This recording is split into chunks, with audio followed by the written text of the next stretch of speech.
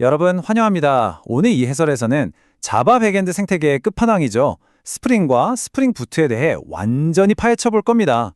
뭐랄까, 과거 수많은 개발자들을 밤새게 만들었던 답답한 역사부터 지금 우리가 너무나 당연하게 쓰는 현대적인 클라우드 네이티브 솔루션까지 그 흥미진진한 진화의 여정을 함께 떠나보시죠. 자, 바로 시작하겠습니다. 오늘 우리가 살펴볼 전체적인 로드맵입니다. 스프링의 탄생부터 핵심 원리, 설정 지옥 탈출, 부트의 작동 원리와 실무 적용, 그리고 마지막으로 스프링의 미래까지 쭉 달려보겠습니다. 첫 번째로 스프링의 탄생, 그러니까 그 악명 높았던 EJB 시대에서의 탈출입니다. 겨울이 가고 마침내 봄이 왔다. 와, 정말 유명한 문장이죠? 무겁고 복잡해서 코드를 꽉 올가매던 EJB라는 혹독한 겨울에서 벗어나서 어디에도 종속되지 않는 아주 순수한 자바 객체 모델, 즉 포조로 돌아갔을 때 당시 개발자들이 느꼈던 그 엄청난 해방감을 정말 완벽하게 표현한 말입니다. 두 번째 섹션입니다. 핵심 원리, 스프링 프레임워크를 떠받치는 든든한 기반이죠. 여기서 가장 먼저 이해해야 할 핵심 개념은 바로 제어의 역전, 짧게 IOC라고 부르는 겁니다.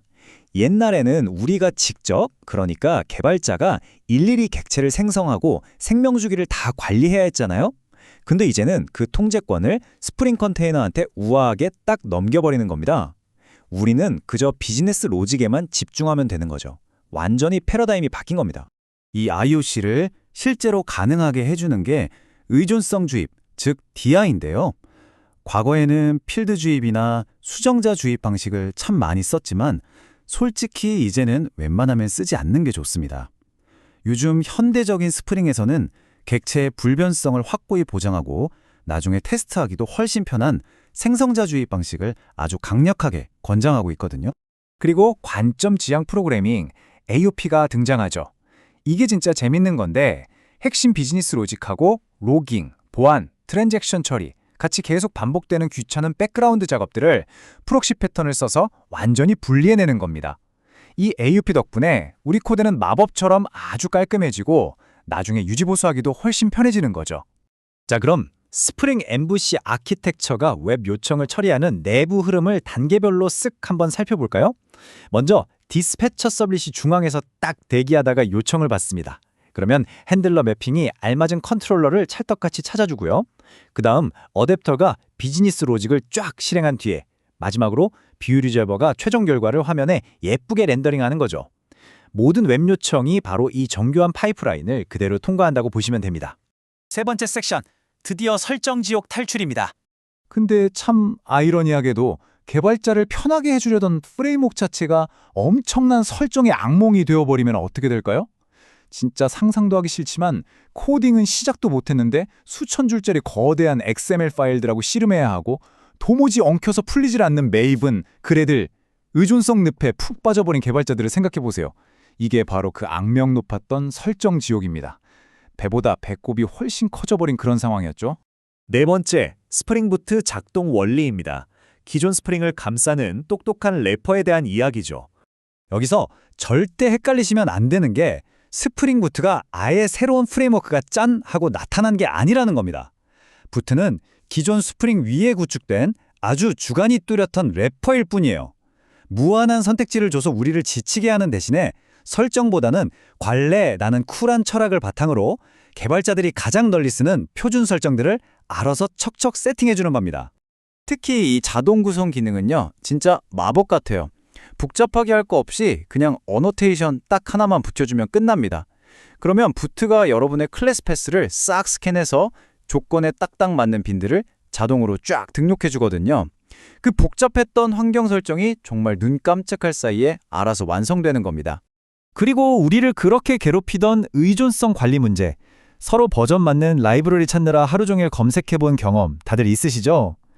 부트는 이걸 스타트 의존성이라는 걸로 단숨에 끝내버렸습니다. 길게 쓸 필요 없이 임포트 한 줄만 딱 쓰면 서로 완벽하게 호환되도록 이미 싹 엄선된 라이브러리 패키지들이 충돌 하나 없이 깔끔하게 묶여서 들어옵니다. 완전 신세계죠. 다섯 번째 섹션은 실무에서의 스프링 부트입니다. 실무에서 보면 배포 방식이 바뀐 게 진짜 체감이 큽니다. 예전처럼 그 무거운 WAV 파일 만들어서 별도의 톰캣 서버에 꾸역꾸역 올리느라 진땀 뺄 필요가 이제 전혀 없어요. 스프링 부트는 아예 서버 자체를 안에 품고 있는 아주 가볍고 독립적인 실행형 JAR 파일을 만들어주거든요. 그냥 터미널에서 자바 명령어 하나 딱 치면 바로 서버가 뜹니다. 세상 참 편해졌죠? 게다가 실제 운영 환경에서 두 발 뻗고 자려면 모니터링이 생명인데 부트에는 액추에이터라는 모듈이 아예 기본 탑재되어 있습니다. 앱이 제대로 살아있는지 보는 헬스 체크부터 시스템 매트릭, 문제 생겼을 때 바로 까봐야 하는 라이브 스레드 덤프 같은 필수 기능들을 별도 설정 없이 바로 쓸 수 있어요. 이거야말로 진짜 실무자들한테는 한 줄기 빛 같은 존재죠.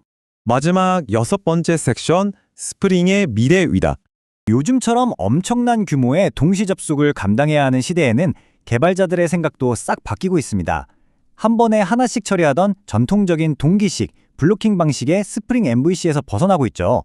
대신에 적은 리소스로도 어마어마한 효율을 뽑아내는 비동기, 논블로킹 모델, 바로 스프링 웹플럭스로 넘어가고 있습니다.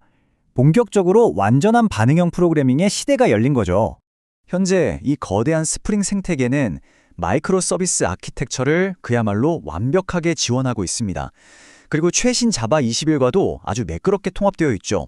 특히 요즘 핫한 그라이 VM 네이티브 이미지 덕분에 부팅 속도가 믿을 수 없을 만큼 빨라졌고요. 여기에 서버의 기존 한계를 시원하게 깨부수는 가상 스레드 기술까지 쫙 품으면서 진짜 역대급으로 강력해졌습니다. 자, 오늘 우리가 달려온 전체 여정을 한눈에 싹 정리해 보겠습니다. 이것만 꼭 기억하세요. 스프링은 무한한 유연성을 제공하는 아주 강력하고 근본적인 기반이고요. 스프링 부트는 그 훌륭한 기반을 싹 감싸서 개발자에게 말도 안 되는 생산성을 선물해주는 아주 똑똑한 도구입니다. 그러니까 이 둘은 서로 경쟁하는 게 아니라 완벽하게 서로를 채워주는 찰떡궁합인 거죠. 자, 이제 여러분은 자바 백엔드 생태계가 어떻게 이토록 강력하게 진화해 왔는지 그 흐름을 완벽히 꿰뚫게 되셨습니다. 그럼 이제 여러분께 던지고 싶은 질문은 딱 하나입니다. 여전히 구시대의 유물 같은 그 답답한 레거시 설정 지옥에 머무르시겠습니까? 아니면 반응형, 클라우드 네이티브라는 이 눈부신 자바의 미래로 함께 도약하시겠습니까? 다음 프로젝트에 이 놀라운 도구들을 어떻게 써먹을지 벌써부터 가슴이 두근거리지 않나요? 오늘 해설은 여기서 마치겠습니다. 끝까지 함께 해주셔서 감사합니다.